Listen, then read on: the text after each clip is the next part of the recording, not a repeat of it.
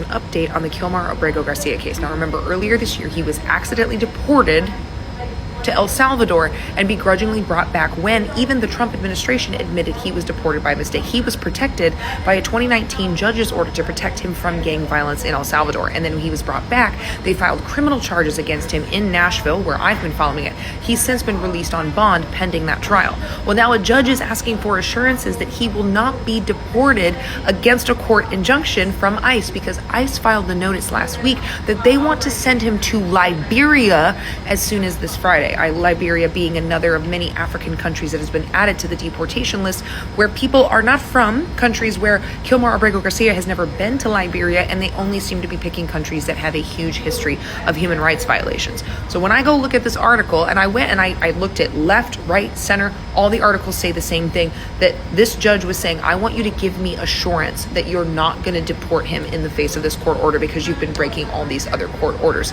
Here's the catchy thing about it. He has offered to self-deport himself to Costa Rica, and Costa Rica has said, we will accept you as a legal immigrant to come and be safe here, but ICE won't allow him to go. Because he embarrassed the Trump administration or because ICE is mad about something, they will not let him go to a country that has said, we will take him with open arms, we will take him and his family.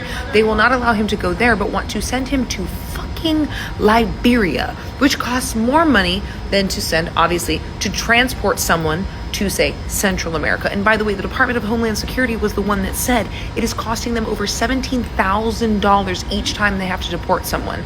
Not to mention the $96.7 billion we would lose in tax revenue if all undocumented migrants were deported. They also seem to forget that during Trump's first administration, the CMS released a research article that mass deportations would impoverish U.S. families and create immense social costs. Let me tell you about it. Removing undocumented residents from mixed households would reduce the median household income from $41,300 to $22,000, which is a drop of almost 20 grand, or 47%. This would plunge millions of U.S. families into poverty.